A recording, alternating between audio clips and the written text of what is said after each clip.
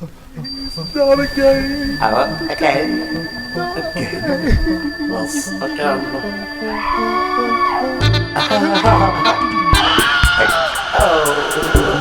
Hello. Welcome to another episode of the Exploding Appendix podcast.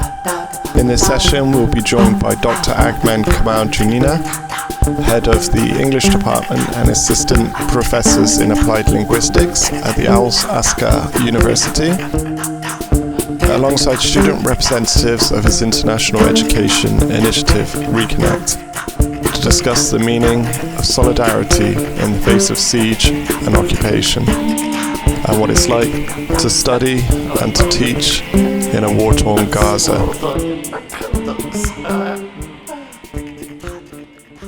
I'd like to begin by briefly introducing the organisations involved, which include Exploding Appendix, RECONNECT, Brief Encounters Journal, Al-Aqsa University and Chase. So Exploding Appendix is an arts and culture meetup based in Brighton. We meet usually every 3 weeks on a Tuesday, both online and in person, usually to discuss something loosely related to avant-garde art, radical counterculture. Brief Encounters is a peer-reviewed open access journal funded by Chase, that is the Consortium for Humanities and Arts in South East England. And we've had the amazing privilege of working with Dr. Ahmed and the English department at Al-Aqsa University to produce a special issue of the journal. And it's on the theme of pedagogical resilience, challenges and adaptive strategies. And it's in progress, and we hope that the first will certainly appear before the end of the year. It will include the work of current and former students and faculty associated with the English department at Al-Aqsa University, including voluntary lecturers and those who engage with the work of the department via RECONNECT. It's also involved being able to participate in RECONNECT, which I'll pass to Ahmed to explain more about in a moment, but maybe to say a brief word about it. Since first being in touch with Ahmed in January of this year, it's consisted of, so far, that Millie and I, Chris, and my colleague Emily have been able to attend 18 workshops where we've been able to essentially be joined, be welcomed into the classroom of Dr. Ahmed and his students and scholars from all over the world to learn together, to understand what's been going on over the past 2 years, and it's been an immense joy to do it, as strange as that might sound. Thank you so much, George. I really appreciate your words. Thank you also to Bradley for the invitation and for organizing this event. Thank you, Millie, for all the work that you've been doing along with George, Chris, and Emily. So you've been doing a fantastic job to support and encourage our students who are experiencing unprecedented circumstances when it comes to studying during a war.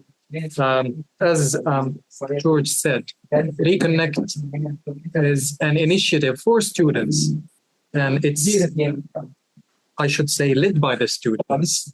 It was March when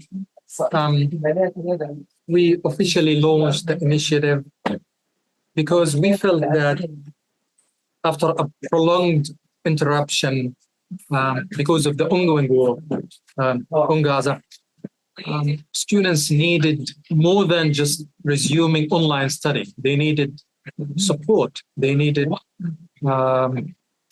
psychological support, not only academic support. They needed to be encouraged to write, to document their stories and their lived experiences. So that was the aim of it. Initially, as I was thinking about the name of a collective effort that could probably be an umbrella for what we could be doing, I thought maybe RECONNECT is a good word, because this is what it means. It aims to reconnect students, to re-engage them, because actually we all felt disconnected from the world, from the academic community, from everything. I mean, not disconnected technically, Of course, the internet was disconnected. We had disconnection. Personal, I had disconnected. I was disconnected early October 2023 to maybe mid March 2024. That was a very long period of time without internet, without access to the internet, without any phone signal, without knowing what is happening. Literally not knowing what was happening. I didn't know what was happening to my students. My students didn't know what was happening to me because simply there was no way to connect each other. I was in the north of Gaza, and I've been there. I'm still in the north of Gaza, and this is where I live. But it was a really tricky time. I mean, and this is understatement. It was a really tricky time because you can't get hold of your students. You can't get hold of your loved ones. You can't get hold of anyone. And then when we got back the connection, we got the connection back. It was maybe March 2024. And it felt like we were resurrecting again. I mean, we knew catch up with all those emails and all those messages that were coming in from students, from colleagues, from friends around the world. And it felt really we were resurrecting. A few months later, we, as a university, decided that would you resume teaching online? And when we say teaching online, maybe this brings us back to COVID period. That's completely different. I mean, when we talk about COVID teaching online, we are talking about a totally different scenario. It is a pandemic, but you are at home. You are at least in your own bubble with your own family, not going outside, maybe only for shopping, etc. But at least you feel relatively safe. You are at home. You study from home. You work from home. The internet connection is stable. You have electricity. You have food. Not a big issue, honestly. But when it comes to our experience in teaching and learning during the war on Gaza, that was a completely different story. I mean, internet was tricky. Internet connection was unstable. It wasn't reliable. There was no electricity, literally no electricity. Resources are limited. Food is becoming more and more limited and scarce. And challenges are increasing every single day. And amid all that difficulty and all these circumstances, you decide that we will resume teaching. We are going back to education. So many people were questioning, is this a priority now? And the answer was, yes, definitely it is a priority.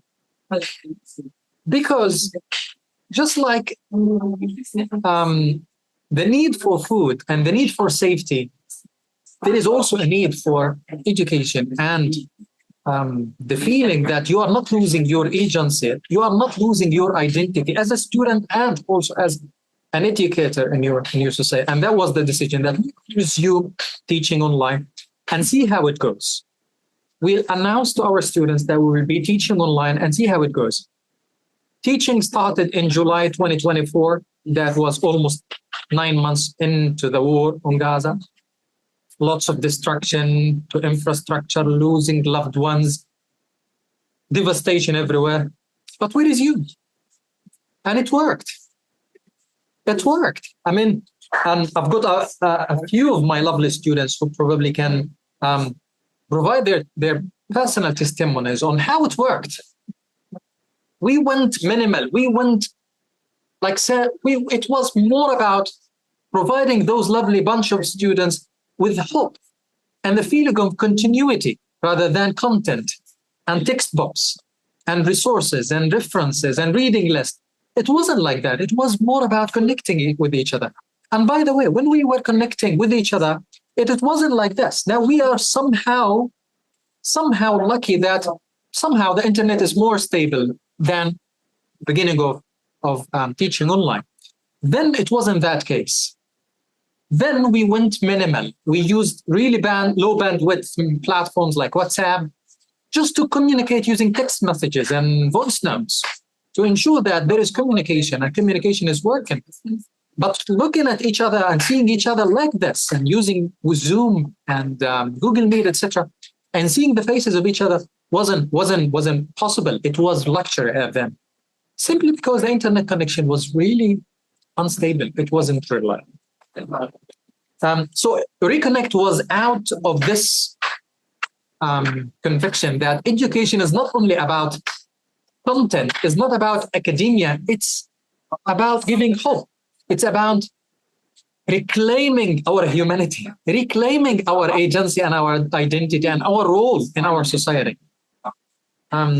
So that's why I announced RECONNECT, and it was really welcomed by our students, by our academic community, by our colleagues around the world, just like yourselves, wonderful people like George, Millie, Bradley, Chris, everyone involved. I don't want to forget any name, but really everyone was involved and showed us solidarity and support. It was a reason that made us continue and keep on and hold into patience and the feeling that we are not alone. We are being heard. There are some people who care about what we do and what we want to say.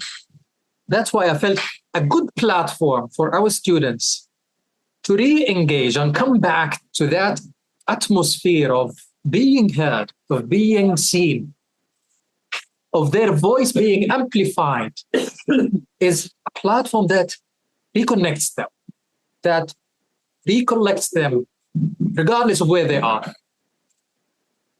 Most of them were in tents, in shelters, and they are still there. Many of them are still in tents and really overcrowded shelters and really unhealthy living conditions. But they taught us lessons. We educators really learned lessons from our students, that they showed us resilience and determination and how they could adapt quickly with those unimaginable circumstances. As George said, we've held several webinars on different topics, and we've hosted wonderful group of academics and scholars and poets and writers from around the world so far. And so many, honestly, so many people are on the list, are just waiting for the date to come and deliver for our students. And when we announced that we welcome volunteers who would love to talk to our students and give a webinar, you cannot imagine how many emails I received from different people around the world and on different topics, ranging from psychological support, academic writing, research methods, story writing, storytelling, poetry, and so many other domains and fields, which was really heartwarming. And I was always telling George and Millie and keeping them in the loop. And they have been doing a great job in securing some volunteers who could talk to our students. It was really heartwarming to see that support and solidarity. And that was the context of RECONNECT. I just maybe will take a quick second to acknowledge that I can see Ruba, Mena and Sujud right now. And I'm so happy to see you. I just want to say that there will be other students here who I've had the chance to be with, but I just wanted to say I'm so pleased to see you and thank you so much for coming. Thank you. I have 7 questions that I'm going to use to guide this as a kind of interview, but I'd like it to feel more like a conversation or an open dialogue than a strict interview. I wanted to say that it's been a real honour to be involved in this project. Last month I was kindly invited to join a RECONNECT workshop on writing speculative fiction, which gave me a glimpse into the creativity and commitment that's been going on to maintain learning in the context of war. We'll find out a bit more about that in a minute, but I just want to say that from an outside perspective, it's really incredible and inspiring work. It was also a real honour to be given some of the students' work to read in preparation for today. It was amazing, powerful and often heart-wrenching work. To create such writing is remarkable in itself, but to do so under siege is beyond words. I have endless admiration for all of you as writers, creators and thinkers. It's a real privilege to engage with your work today. Thank you, Bradley. So simultaneously to having this event today, we're asking people in attendance outside of Gaza if they're able to consider making a donation to the ISNAD program of Taiwan, a welfare organization that's Palestinian-led and has been running since 1983. The ISNAD program, which is one among many fundraising campaigns they're working on right now, particularly supports students in higher education in Gaza by providing scholarships to allow the students to continue learning throughout this time. So if you can consider making a donation, that would be fantastic. It is a tangible action you can take to invest into the future of these amazing people and this amazing community. Thank you. In an article for The Guardian in August, you write, "We keep documenting, not out of heroism, but to remain present, because behind every report, every footnote, every lecture lies a deeper truth. Knowledge is still being produced in Gaza, even now, especially now." And at the end of the piece, you conclude, "To generate knowledge in the context of hunger is to think through pain, to teach students who have not eaten and still tell us their voices matter, to insist against all odds that Gaza still thinks, still questions, still creates in relation to RECONNECT and the forthcoming issue of Brief Encounters." How has this project sort of come about and developed? I've lost some of the question, but I can feel that you're referring to the article about the piece in The Guardian and the context behind that piece. And as you said, this was in August. I should say that was the toughest time in Gaza. It was a time when people were honestly collapsing. I've seen people collapse in front of me out of hunger. I remember a day when I sent a message early morning to a group of students. We are training on storytelling, and this is a project on storytelling. And it was morning, and we were supposed to have an input session afternoon.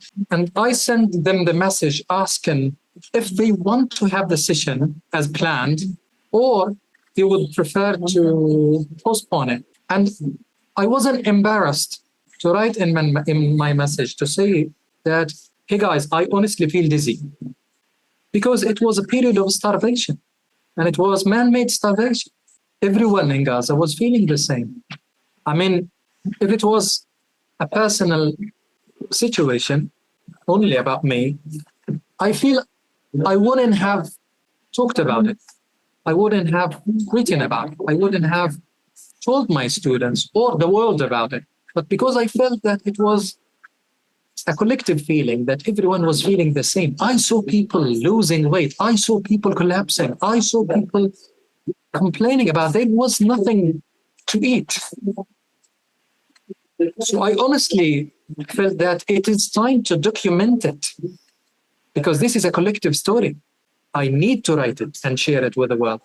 And that was, I felt it was an ethical responsibility that I needed to document it. I needed to share that story because it's not my own. But I was mirroring what was happening with me and reflecting on my own personal story, because I felt from talking to people, from talking to colleagues, from talking to students, I feel everyone is feeling the same. Everyone was feeling dizzy. And I've mentioned this in the piece. And when I first drafted the first line of the piece, and I was sitting in this particular place, I wrote, I must admit that I was hungry and wasn't ashamed to say that. It wasn't a personal failure, but it was a system that was denying people their basic necessities, to starve them. That's why I was telling my students all the time that please don't say we are starving, say we are being starved. Because that was the term. We are being starved intentionally. When there is a system that denies entry of food into a highly dense populated area, this is a system that starves people and leads them to death. And when I wrote the piece on that particular day, the number of people who died out of hunger was about 116 people, most of them children. And when you read the other narrative, the counter narrative, you find that no, this is not true. People are not being starved. People are healthy. They eat enough. And those who die, they have previous diseases or previous history of diseases. I know healthy people who are really healthy. They lost so much weight during that particular time, and their situation deteriorated, and they lost their lives. I know them personally. I saw them with my naked eye. So that was really a time when you feel as a Gazan academic or as a Gazan, you feel challenged. You feel challenged. You feel that you want to say something. You want to write and document all that was happening. So that's why I felt, regardless of what was happening, regardless of hunger and starvation, we were continuing teaching and we were continuing our job. And I mean, one of my students on that particular day said, when I asked them, would you like to defer the session? And of course, the majority said, yes, please, we want to defer it because it was a live session. The majority, I made a poll, and the majority said, yes, we want to defer the session. Can we have it on another day? I remember one particular student said, I've been chasing a loaf of bread since the early morning, and I've been unable to find one. I mean, it breaks your heart, but this is the story. This is reality. And then we made a decision that, okay, we'll postpone until further notice, because it felt that this is just 1 day or 2 days or a week. People were like, I mean, it's understatement to say they were weak, and it's not a good word to describe them because they were strong, but being starved. You might spend really hours in the market chasing 1 kg of flour or chasing something to eat at that particular time, but you couldn't. Then what happened, guys, was really tricky. When the international pressure increased and hunger was really spreading everywhere in Gaza, and the number of casualties and people dying out of hunger increased, and people were talking about it, there was a kind of a decision by the Israeli government to allow some specific items of food that are not necessary, not really necessary. And they have been doing so since I think early September until this moment. They've been allowing canned food, only specific types of canned food that are not healthy and not really essential. And these are not humanitarian aid, but that you have to buy for really high prices. So people have to buy those, have to adapt, and have to live with the situation. And amid all what I'm talking about, education continues, learning continues, and you see stories from Gaza going out to the world. Students write their stories, they write poetry, they write short stories and share with the world. They talk about it, regardless of the situation. So that particular time, Bradley and everyone, was really hard.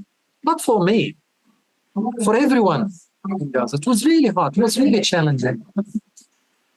But I should say, with our collective sense of community, with helping each other, with standing with each other, like sharing what little we had with each other, that sense of community made us survive it, I suppose. And we really survived that particular period of time.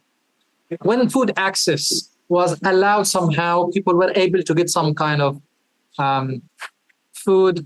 Flour was made available again, thanks to the international pressure that made it possible. People were able to get flour and get food somehow. But honestly, that was not form of humanitarian aid. It was paid. You have to buy it, and it is so up to this moment. That's why it makes it difficult for those who don't have any source of income, which is the majority of Gaza after 2 years of war, which is the majority. So when you read in the news that starvation is still in Gaza, that's true. Now, I mean, just go and compare how people were 2 years ago and how they look now. You see the difference of how much they're negatively impacted in terms of their health, I don't want to say psychology, but at least they are resisting this situation by talking about it, by talking to the world, by attending these webinars, by reaching out, by writing, by sharing their stories. And RECONNECT was part of this attempt to document the experience. And it came in the middle of all that that scenario of starvation and agony, honestly. And maybe, George, you remember that particular day when we were planning for a session, and it was planned. But I honestly felt that I wanted to be considerate of the students, that it is nice to talk about topics they prefer and like, and about academic writing, about storytelling. But at a particular time, at a particular point of time, you feel that you want to respect their unique and unprecedented circumstances, unique and unprecedented in a negative way, honestly. I mean, you need to respect that. I mean, someone who spends most of the time chasing a loaf of bread or trying to find wood to use for open fire in order to bake that bread, if available, it would be really...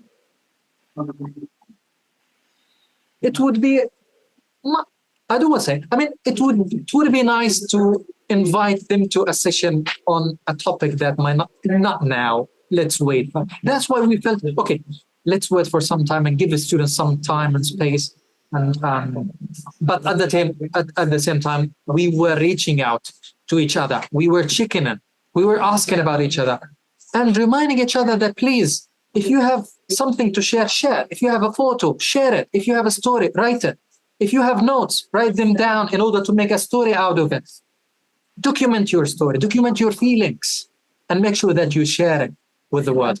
And that particular piece in The Guardian was an attempt to reflect on the situation. And honestly, I've received so many emails and messages from literally and around the world, people reaching out, asking about what's going on in Gaza, knowing more about the situation, because they were reading a first-hand narrative from someone who is inside, reflecting what is happening with the community. And they were reaching out to offer support and solidarity, which makes a big difference in how we feel. Honestly, guys, it makes a big difference in how our students and the community feel. So in some of your writings, you've referred to what has been taking place in Gaza as scholasticide.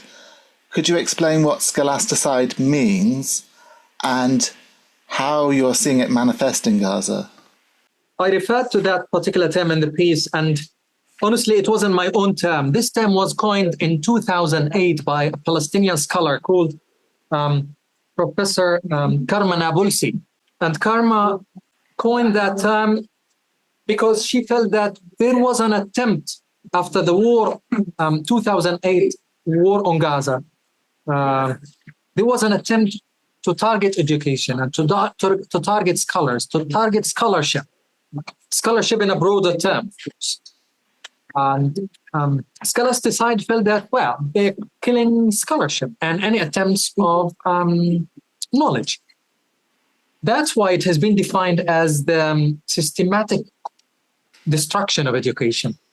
And when we say education here, it doesn't only refer to buildings or campuses or universities or schools. No, it refers to the concept itself. It is really multi-layered destruction. It is physical, it is intellectual, it is the human, destruction and loss. So it is systematic in a sense that there is a targeting, a systematic targeting of education as a concept. If you talk about human loss, I've lost colleagues. I mean, more than 140 academics were killed, and they were killed not by accident. Most of them were assassinated. Because it means that this was a targeted killing. It was a systematic approach of killing scholarship and scholars in Gaza. So more than 140 academics have been killed, honestly. And many of them are our colleagues. We know them, and they were really scholars, active, research active, sociable, who always initiated, contributed to academia and to their community. And it was an unimaginable loss, honestly. And of course, behind this number, I mean, you talk about 140. Many of them were killed with their family members. Not only the academics, but many of them were killed with their family members. Entire families were wiped out. We talk about universities. Most of our universities, if not all universities, were destroyed. My own university, Al-Aqsa University in Gaza, was completely destroyed. Completely destroyed. Not even a single building remained. In the beginning of the war, it was destroyed. I mean, all the buildings were destroyed, and they left one single building. And last week, they destroyed that last single building. And it means that it is 100% destroyed now in Gaza. Today morning, I received photos of the damage that was caused to the university campus in Gaza. And it is really heart-sickening to see that a place that used to be your workplace, place was full of students, hopeful students with dreams and stories and ambitions, to see that it turned into rubble. It is really heartbreaking. But yeah, I mean, not only our university, 12 universities in Gaza. That means you're talking about 60 buildings for all those 12 universities, 12 institutions in different locations of Gaza were destroyed. When it comes to destruction to infrastructure, libraries, laboratories, I mean, infrastructure, technical destroyed. But regardless, what happened over the past year and so, it meant that even without those resources, universities were able to overcome the challenges and continue teaching and continue functioning. Even with challenges they are facing, I think we've been able, I suggest, we've been able to make that connection again with our students and create that feeling that we are continuing. We are giving each us hope. Students giving us hope, we give them back hope. And that feeling was the most important about it. And I felt that was an attempt to counter scholasticide and work against scholasticide. Now, it's a systematic way of targeting scholarship and education. And those attempts were really resisting scholasticide and any attempts of really erasure, of silencing our voices, erasing the existence of students, Palestinian academics, and institutions. Yeah, no, I think that really helps us understand why this project is really important. So I wanted to play Mena Saber's The Words of the Street, which is also available on SoundCloud. So I wondered if... Is there anything, Mena, you'd want to say before we listen to it? I was listening at the street and I made this short voice over for what the children were saying, and their words were, important for us. And I just wanted to focus on them because they are almost forgotten. So you can listen to it and know what is happening with our children here in Gaza while the other children are in their schools. Our children are waiting for water and food. So I just want to focus on them and put the attention to these children who lost their education and are starving, dying here, and you can see their shattered bodies at the streets. So listen to it and say what's going inside your head. Hello, dear listener, and welcome again. It's Minna, and today we'll talk about what I hear out there, the words of the street. Some might think these are just passing phrases and words overheard by chance, but in truth, every word spoken, every sentence you hear carries within it a story. One of the first things I heard that morning was from two young men walking and talking together. One of them said, "We're fed up. We just want to live." It's something we all say to each other all the time. When will we live like human beings? When will we have food and water like everyone else? We're fed up. To someone outside our country, this might sound like a simple complaint, but here it's our reality. I walked a little farther and saw a group of children, each holding an empty pot, heading to the charity kitchen. They lined up, calling to each other, "Who's first? Me. Who's second? Aisha. Who's third? Shad," and etc. They organized themselves into turns. These children should be in school at this time, fighting over who leads the morning assembly. But here they are standing in line for food, pots in hand at the very same time. And somewhere else in the world, other children are indeed in their school lines, while Gaza's children are in food lines. Another sense, a little boy sitting by the fire. He speaks to the flames, then he starts singing, "Habatin-nar." The fire has risen. As he sang, I could feel it. This child hadn't eaten for many days. He was starving, waiting for the food to be ready, just to quiet the birds inside his stomach. And finally, there was a small boy running through the street with his friends, full of joy and super happy. He told his friends, who are just children also, "I showered today. The water came and I took a shower." In our neighborhood, getting water is rare, maybe once every 10 days or more than 10 days. That's barely 3 times a month. And as for drinkable water, you have to stand in a long, endless line just to get a cup. And when you get it, of course you're not sure with it. You save it to drink.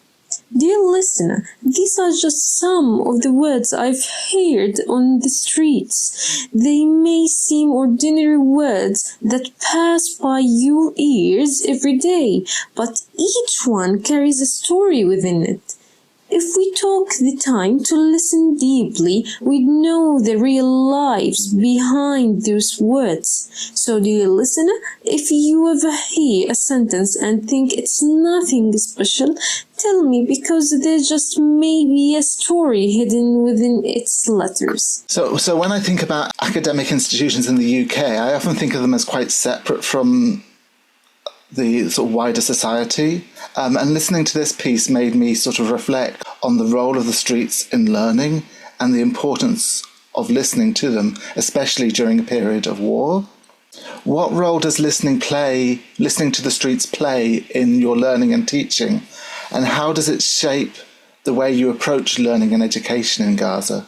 I believe that the ways of learning and teaching have changed a lot during this genocide, and they will keep changing even after it ends. So children are no longer the same, and our old methods of teaching is no longer work. So when I study in the middle of this genocide, of this destruction, keep me going and to push me up to face these challenges and continue my studying as I'm here now and continue. So, and that was my mother who's pushing me up all the time, and she believes in me that I'm unique and I have a lot to share the word and share my voice, the voices of our children to this word. And the words I heard on the street that day changed a lot in how I think, and easy for survive or even to continue to find my life and to survive. Even in the hardest times when I'm disappointed and, you're all the time, I do not want to keep going. I'm so tired. I'm fed up. So she was the one who was pushing me and say, keep going, you can do it, and these things. And that day affected me deeply, and especially when I saw the children and they are holding their pots and the tents around them, the long lines. And today I'm displaced and living in a handmade tent, which is not easy at all. So I feel like I'm not at my place, but I should keep going and share the stories of me, my story, my people, and the children, especially children, because I want to focus on the children because they are facing a hard time. And I remember I told Dr. Ahmed about my cousin who's we lost him.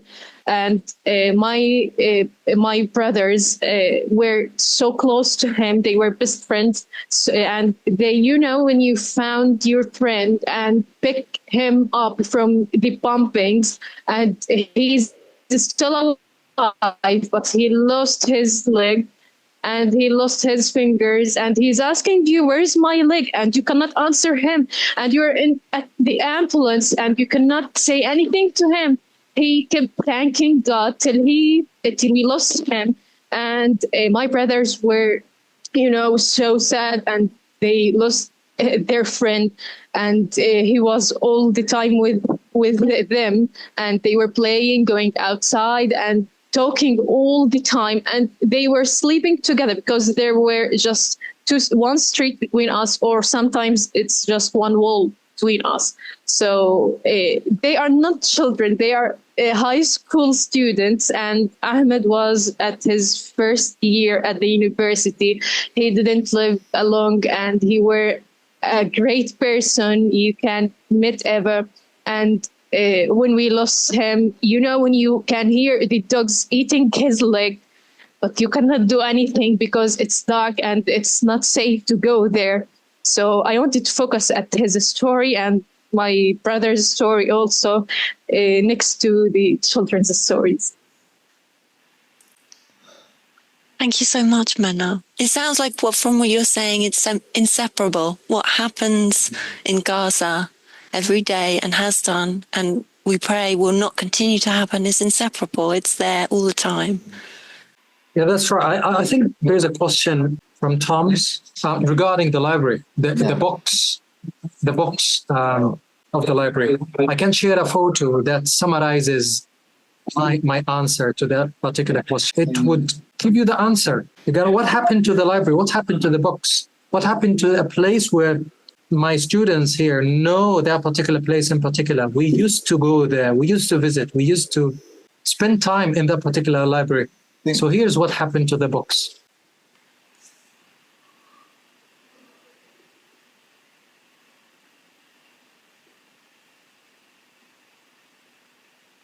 So this applies to libraries of other universities.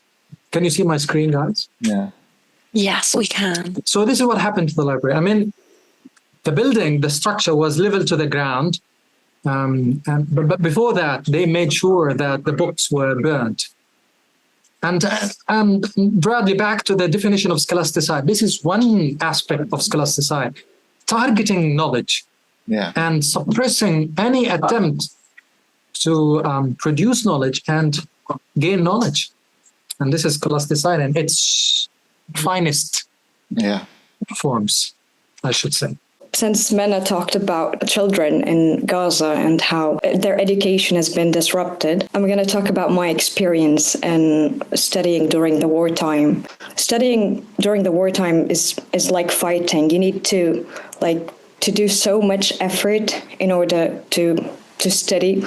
There are many challenges, that there is no electricity here in Gaza. So we actually depend on solar panels as a source of electricity. So and we did not have those solar panels. So I had to give up my phone a couple of hours a day in order for it to recharge.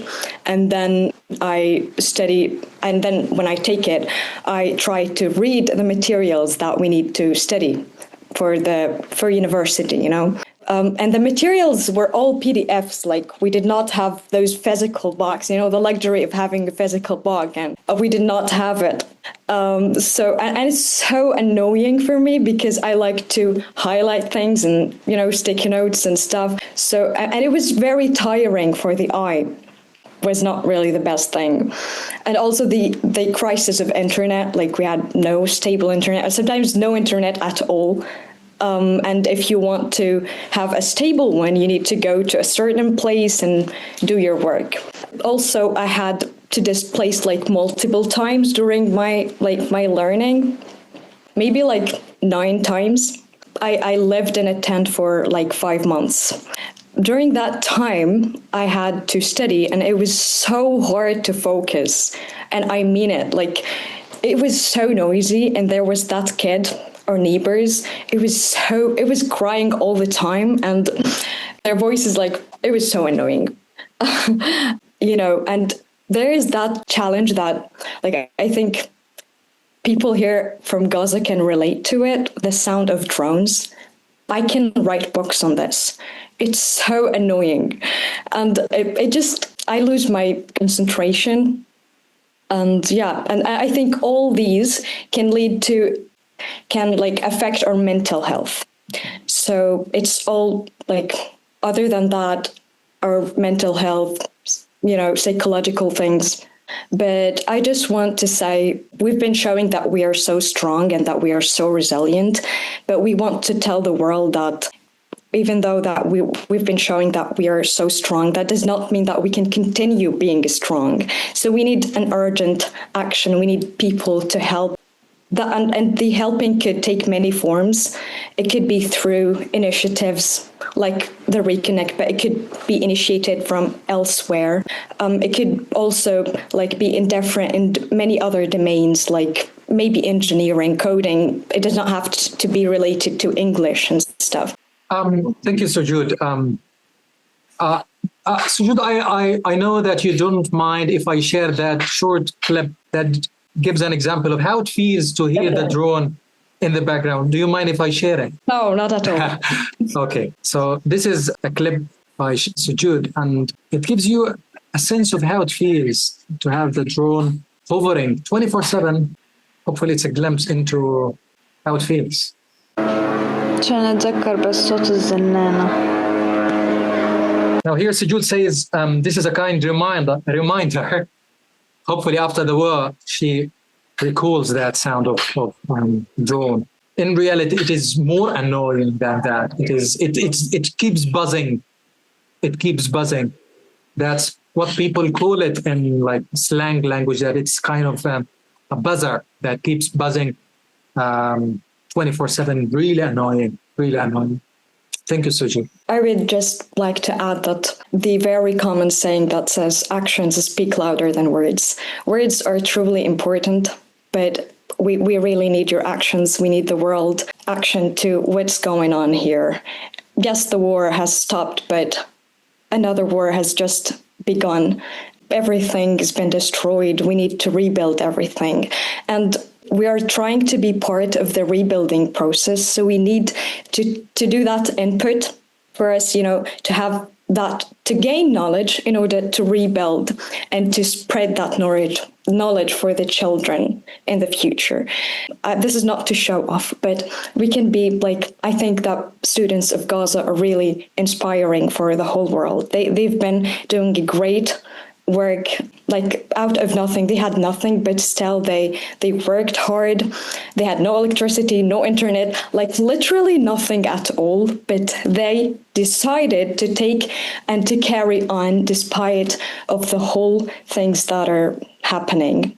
Because simply that's what makes them feel alive. Personally, I feel that I am a human being when I study, Yeah, I mean, the work that was sent to me was just really astounding work, really. And I was just so impressed by what was being sent to me, especially given the circumstances. I was just thinking about sharing also my own experience, if that resonates with you. So basically, at the very beginning of the war, not at the very beginning of the war, at the very beginning of the semesters, when our university started, the semesters and going back to study and everything, I was displaced. I was not at my home. And as a person who likes to make art a lot, play on my guitar, singing and write poetry and stuff, I was in a place where I had to live with children all the time. There is no privacy. There is no any kind of silence or quiet. And I'm a person who naturally introverted. I like to be between books, between my readings, my pens, my colors.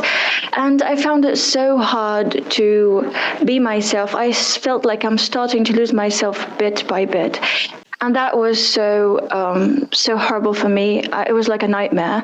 When the semester started, I was still displaced. I was saying to myself, no, I'm not going to take that semester because I believe that I would get horrible marks. That does not represent me. I'm not going to do this. I was so frightened that this would last. And I said, no, the war was going to end at the end. And just one semester, it doesn't really matter. I wasn't, in my room. I was in a place where I have to live with children.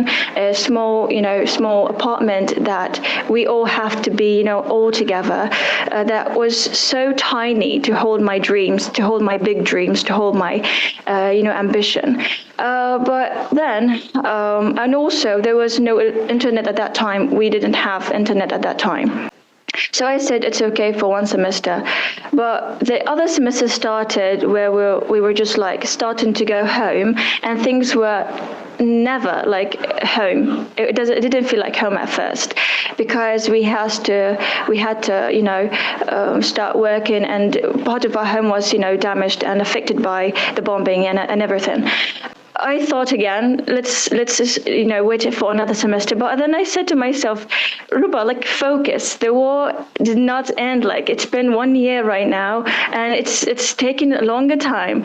How long would you like to be sitting there and saying, okay, let the conditions control me, let the conditions take control of my future and can take control of everything? Because I'm a type of person who just focus on details and wants everything to be perfect. I want to be in my room. I want to be in that quietness and everything. But I then remembered that I do not have to be in the perfect situation to start. I don't have to be in the perfect circumstances to start. I can start with only a corner in that apartment. I can start, I try to wake up while they are asleep and then sleep when they are awake. So I just avoid the noises, pardon. Avoid the noises of the children and everything. I tried so many ways. It was so hard, so hard to be trying to do all these things. At the very beginning, I thought okay, I want to give up. I don't want to do this anymore. It is so overwhelming. To try to study even for a couple of hours a day is so overwhelming. With these circumstances, there's no internet but for a couple of hours, and children all around you, the noises, and there's no privacy. It is everything everything was overwhelming at that time. But I sat with myself and I decided I want to do this no matter what. I'm not going to wait for things to be perfect. And I'm so thankful that I did that. And when the webinar started, I started to reconnect also not only with people, but also with myself. And I started to remember how ambition I felt toward my books, my readings, my study, my writings, my art, poetry, and all these things. I felt like, I'm now regaining myself bit by bit again. And I'm so thankful for these chances that people all around the world try to give us, and to share our stories, to have that resilience. I'm very thankful for this, brief encounters, and to share our stories, to share these things that we've been through, to let our voice to be heard all over the world. Thank you so much. Yeah, thank you. Would it be possible, I wanted to read your letter 4 from Letters to a Friend Who Doesn't Know the Meaning of War, The Night That Never Ended. You can go ahead and read it, Bradley. It will be an honor. I will read it, yeah. It will be an honor. Thank you. My friend, do you remember the first time I wrote to you? I thought I'd grow used to writing you in moments of stillness, but today I write this from a kind of noise that the eyes cannot catch, from a night that never ended. It was 2:40 a.m. The world was asleep, and I was part of it. Yet something inside of me, something like the soul itself, whispered, "Run." But I didn't. I froze. And then the shell fell, not a sound, but a force. A force that stole the air from my lungs, flung me backwards, inwards, into the small closet barely wide enough for the heart I held, trembling. I curled into myself, buried my face into the pillow as the windows shattered. Glass swirled around the air like a swarm of knives. Some pierced my feet. The pain was warm, sharp, bleeding in silence, but I stay still. Even my breath I hid from the world, as if it too feared being found. At that moment, I no longer knew, was I waiting to live or preparing to die? And when it was over, or so I thought, when the dust began to scream less, I found myself still there, half buried beneath my own fear, feeling for life around me, the way one might feel for shrapnel on a child's skin. I didn't know why I had survived, nor what survival meant when everything else collapsed. But what I did know, my friend, was that the night hadn't ended. The light returned, yes, but the shadows of that night stayed inside me, and sometimes they scream louder than the blast itself. War is not just the bombing. War is remembering after. It's what doesn't make the headlines. A girl curled up in a closet clutching a pillow, trying not to let her bleeding feet make a sound, trying not to disturb a world that doesn't want to know. If you think the night ends when the sun rises, then you've never known war. Remain in your peace. Someone pays for it here every day. Also included in these slides, some of your artwork as well, which is on your Instagram, which is also really amazing. I think the next page also has some of it. It's almost impossible, I feel it's almost impossible to respond to this with a single question.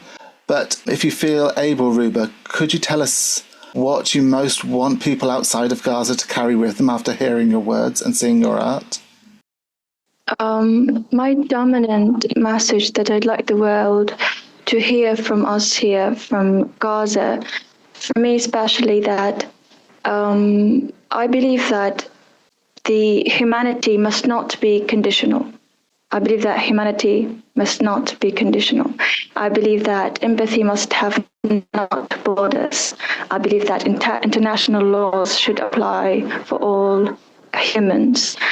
if I have to live in a war, at least I want to be protected under the international law as a woman, as a person who is not interacted with any kind of military or anything. My message to the world that we want you to remember Gaza not only as a place that is suffering over time. I want you to see Gaza as where it thinks.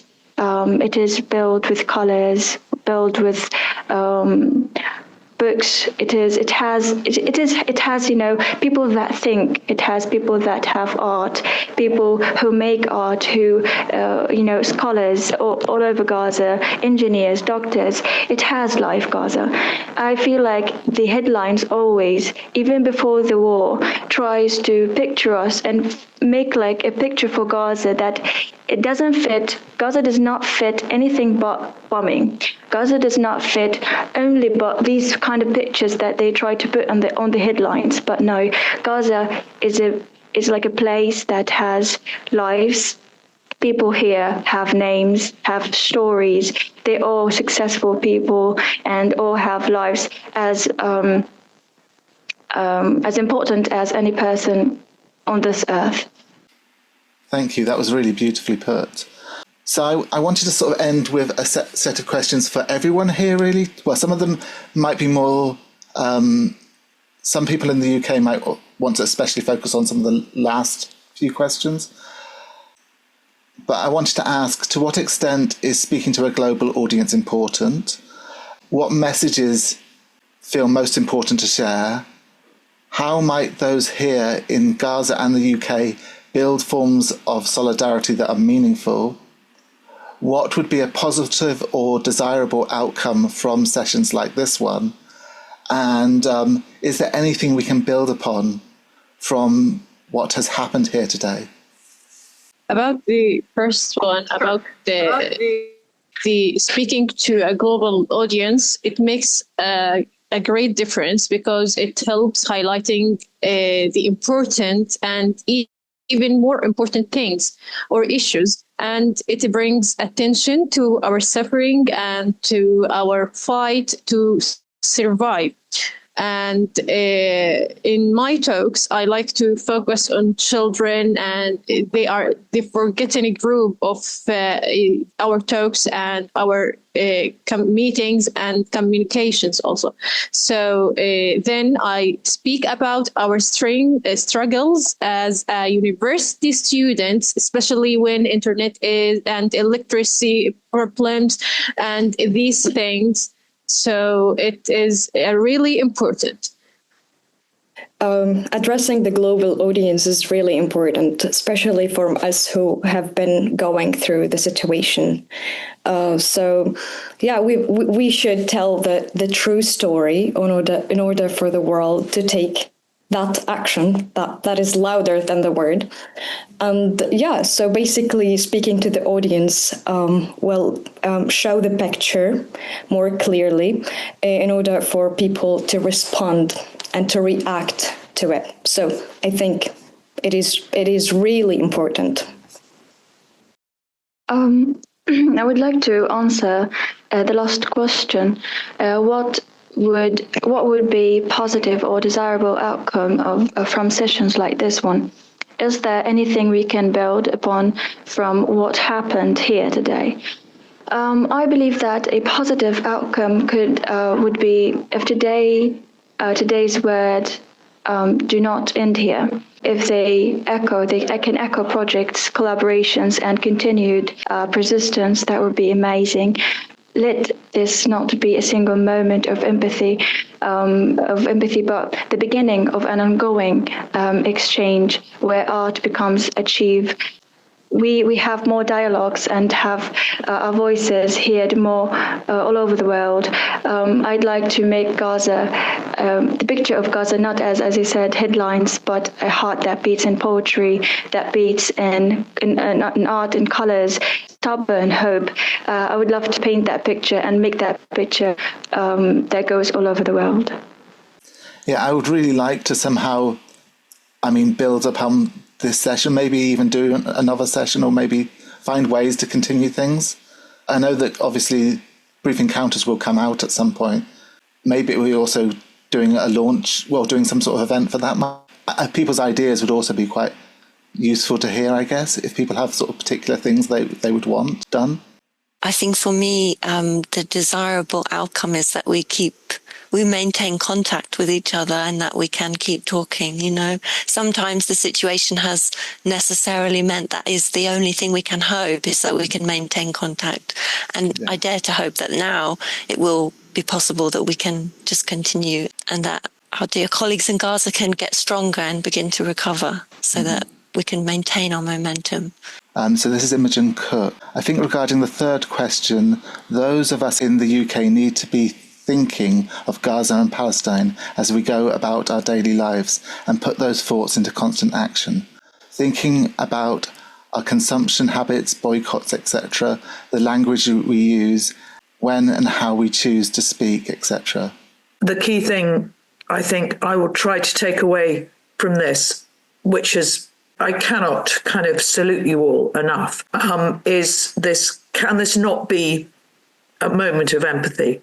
Exactly. Can we not just think, yes, that was that, and now that was that, but think, this is that. If there's ways in which pieces of work that we can share in our networks, our social media, from students, I would love to do that more in the future. Any ways that we can continue to keep this bridge working? I would have two things I would say to add. The first is just to echo what Sajid was saying about how inspiring Palestinian students are being at the moment.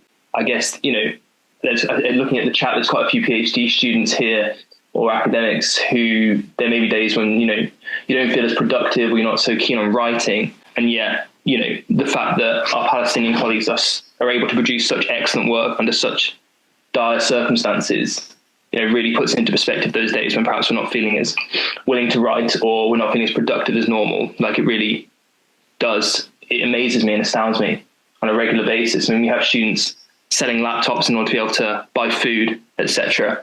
And so I would just really like to underscore how inspiring I've found working with our Palestinian colleagues.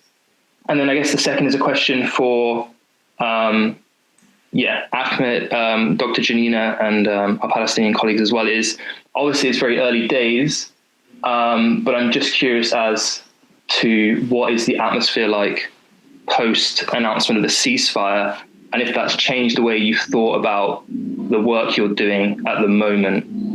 I appreciate it's early, cautious days on that, but I'm curious. Thank you.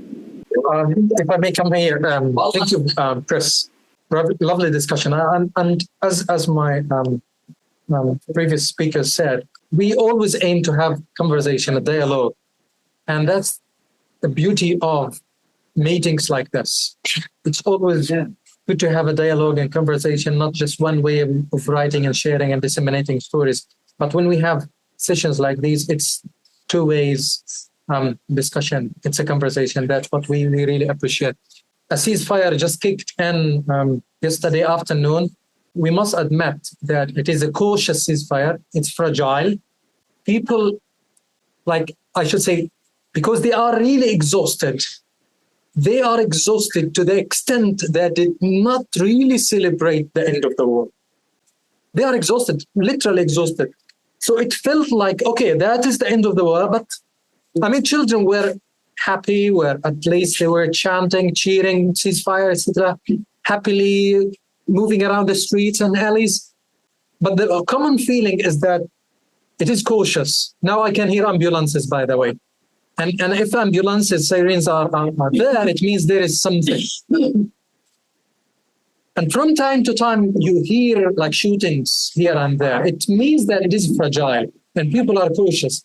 And we Palestinians in Gaza know that feeling, that we are always cautious when it comes to a ceasefire. Let's hope that upcoming days will bring some kind of stability and at least some feeling of peace to the public. And also people feel somehow that they are reclaiming what they had lost, which is unimaginable. It's really immense loss.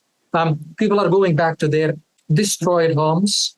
erecting tents in order to live in these tents in the place of their destroyed homes. Hopefully the access of food availability gets much better over the coming days. But this is not it all. I mean, let's agree that it's not a humanitarian case at the end of the day. The case is much bigger than that. The issue is about, I don't want to go to politics, but believe me, I don't like to talk about politics, but at the same time, we don't want to squeeze the cause and the matter to humanitarian issues only when it comes to food and like housing. This is important, but there are other issues. These people, you can see examples of our people. Like you can see these wonderful young women who represent a huge population of our students. And when I invited those particular students, I wasn't really selective. I invited them because, honestly, randomly, because they represent the population of our students. And you can see how I'm honestly proud of them and proud of all of them. But they represent a population of students, and you can see how articulate they are, how powerful their words are, and how creative they are. So this is the Palestinian people. They deserve their rights just like any other human beings.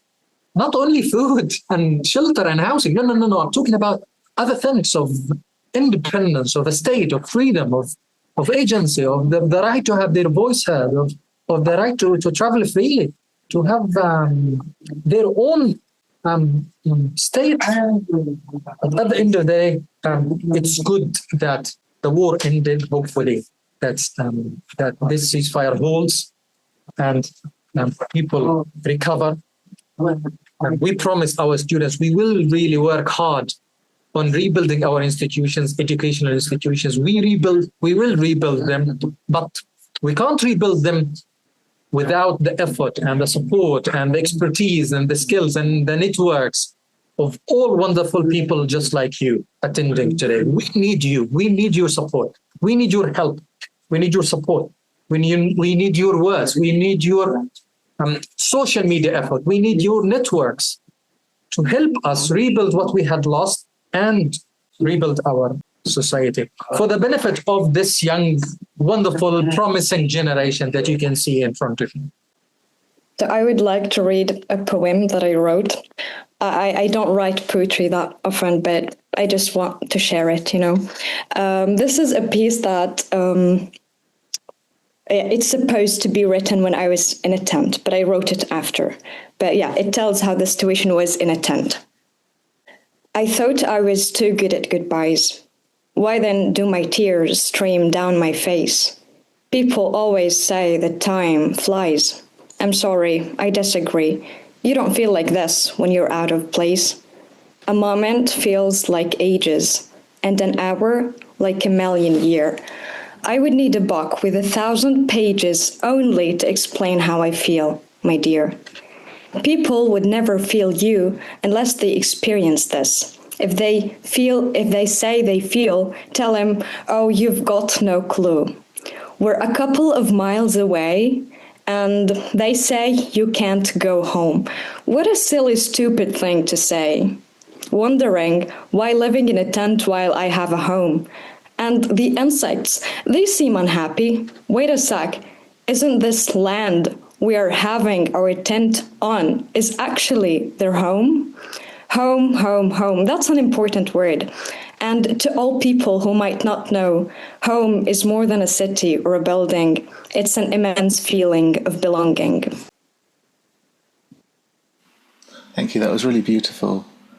I just wanted to share a quote from a poet, Palestinian poet called Mahmoud Darwish, that every end of a war that I've witnessed in my life, I remember this quote. It really resonates. It really captures the view. It says, the war will end. The leaders will shake hands, but the old woman will remain waiting for her martyred son. The young girl will remain waiting for her beloved husband, and those children will remain waiting for their heroic father. I don't know who sold homeland, but I saw who paid the price. It always works for every single war that I've ever witnessed in my life.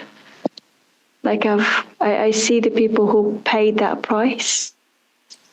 I've witnessed, and I was this also. Oh yeah, thank you. That was beautiful. Yeah. Okay, I'll say that I believe that this genocide produced writers, and we are here now writing our stories, writing the stories of our people also. So I would like to share something about my poem, Burning Soul, which is going to be out today, and I'll share the link on my Instagram. I would like to read some of it, not everything. So, sad soul, crying through the night, bleeding, screaming, shattered apart, afraid of what is coming, shocked by what has been. They cut her wings. She cannot fly. The sad soul is trapped in Gaza's broken heart, and it lies to the north, while the weak body wanders somewhere here, south of the valley. About this poem, I'll not read the rest of it because I'm gonna be punished by Layla. So about this poem, I wrote it while I was crying. I was asleep, and I woke up from my sleeping and found out that my eyes are full of tears, and I was crying while I'm asleep. So it was heartbreaking to know that I'm crying while I'm asleep, and my soul is stuck at Gaza City and its north, and I cannot go there to the home where we were living for about 7 months, and it's not our home also. We've lost 2 homes and living at relatives' home, and I cannot wait to go back to the north and to Gaza City, because, you know, when your body is here, your soul is there, and you cannot stay here anymore. And I wrote another 3 poems which are published, one of them with the Baldi magazine, the other 2 with Opal Space. One of them was Whispers of a Shattered Reality, Fragments of a Broken Land. And it was also the heartbreaking one, which Vanessa said to me, it's heartbreaking, and I'll share it without any edits. So I'll read the first of it. Between illusion and reality, between fantasy and truth, between hope and pain, I stand here confused, with no known direction. I wrestle with the unknown and drown in a whirlpool of thoughts, a terrifying past, a suspicious present, and an unknown future. I stumble in a sea of loss and wander through the lies, despair painted on my face. So it was a heartbreaking one, that I was losing myself and drowning on my bad thoughts and darkness. So it was, when you just want to put what is going inside your head into words and share these words with the other people, and let them listen to the voices that killing you inside. So I wrote this one.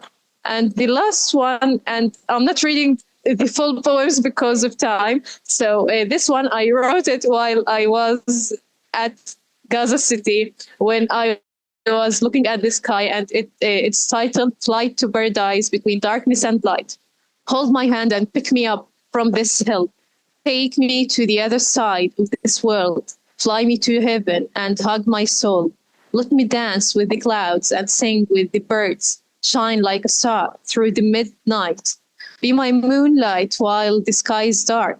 Give me your hand and do not let me go. The city is killing me, so take me far away to a place where I can live, to the heaven where I'll be surrounded by peace. Fly me once again and do not leave me alone. And you can find Burning Soul, I guess at the night, 9 p.m. or 10, I don't know. They didn't tell me, but it is really important to share Burning Soul, because it is, My soul is burning and is stuck at Gaza city and its north. And I'm here. I don't know where I am, actually. This is the first time to be here. So I just wanted to share these. And there's another poem's going to be out soon. Thank you so much, Mena. I'll say quickly just that I will keep my eyes peeled and everyone's going to get an email with all of them. Okay. Thank you so much. Thank you. Yeah. Shall I read a few of the comments? Has someone got anything to add? I know that there was a couple of things here. So Ashu John, I hope I'm pronouncing your name right. You said before I started my PhD, I was an editor at the publication called Polis Project, where they were publishing a series of pieces called Letters from Palestine. If anyone here wants to publish a story, essay, poetry there, I will be very happy to put them in touch. Ashling has written, since Syria, I felt like the only thing that would stop these wars, mass civilian peace march into those areas. I wish the world would mobilise and organise this.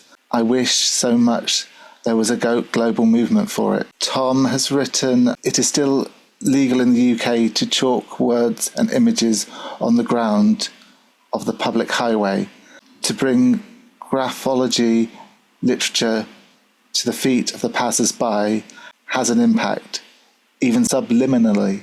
The streets and walls of Brighton have been alive with the ferment of support. I might just take this moment to acknowledge how thankful I am to Ahmed and the students for coming today, but for coming every time we've had the chance to meet, because I think it's sometimes easy to take for granted, in fact, how many obstacles you have to overcome, even in a single day, to come and be here in moments like this. And in fact, put yourselves at greater risk. I hope not today, but in previous days, to put yourselves at greater risk to do so. It's such a blessing. And I would add, Dr. Ahmed is completely right that there's so much we can do to help and support. I would add to that, I think when I first was in touch with Ahmed, it was about help and support and affirming the work that's been going on the whole time. But in fact, now I would say it's as much for selfish reasons that I know how impoverished my life would be if I didn't get to speak to you and I didn't get to have these opportunities. So I think, to return to Ahmed's statement in that Guardian piece, that solidarity means changing the way the world works with people in crisis, is to acknowledge that, in fact, we can work together like you'd hope to work together with people anywhere who have amazing stories to tell and wonderful gifts to bring into your life and into your mind. And I'm just so thankful for how you've done that and continue to do that. And I hope you know that it's never been unnoticed. Sorry, George. Thank you.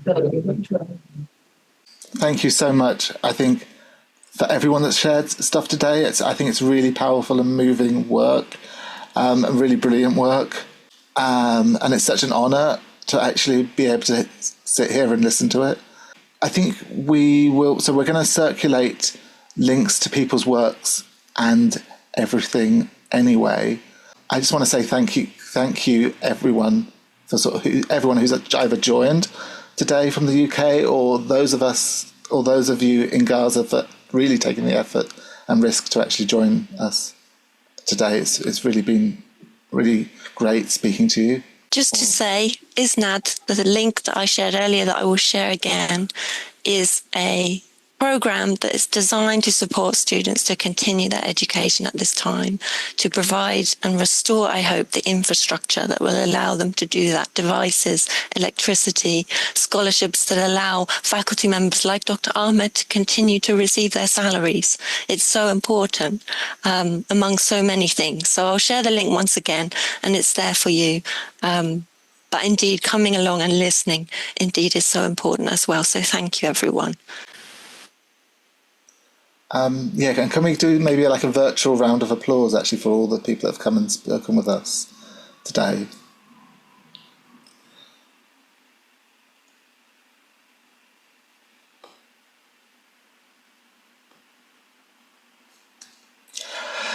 Great. Thank you so much. I think unless anyone has anything else to add, I think we can end it there.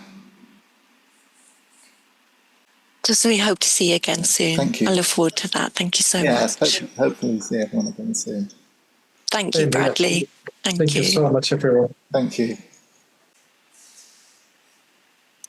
Hanging on to the last moment. Not wanting to hang up. Yeah. This is, no, you hang up, Rubat. No, I'm not going to.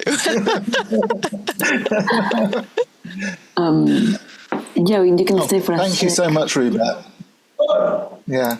It's my pleasure. I was thinking the same thing.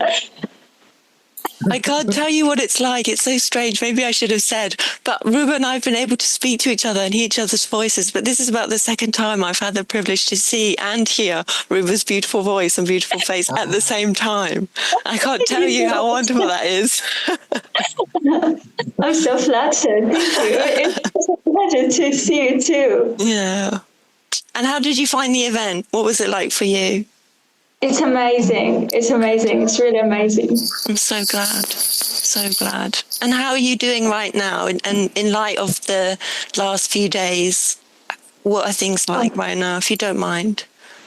It's kind of hard to connect with everyone. As I told you about my phone, it's so hard. Right. And when I saw your message about the webinar, I was thinking to myself, like, finally I can connect with someone. Like, it's been a long time to not connect with anybody.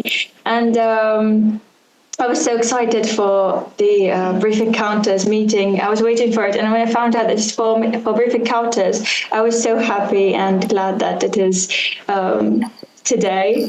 And it was amazing. I'm so glad. Thank you so much for coming. And Mena, I'm so glad you've come back. We couldn't hang up yet. I'm glad you didn't either. I lost my internet connection.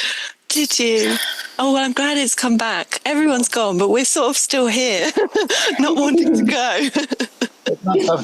It's nice to have a little debrief, isn't it? Right. How was the event for you, Mena? How did you find it? It was great. You know, I'm losing my energy, so it was like, go ahead, you pushed me up. So thank you for this meeting. It was great, and we shared a lot with you and with the others, so it was amazing. I'm so grateful that you did. Thank you. Yeah, I mean, it was a joy. It's just a joy. I don't know how else to put it. Thank you. Yeah. It was great, actually. I agree. I hope I can stay here forever. But it's actually my sister's phone. I have to hand it for her right now. Okay. Thank you to your sister as well. I hope we'll see you soon. Thank you, Ruba. Bye-bye. Bye. See you. You too.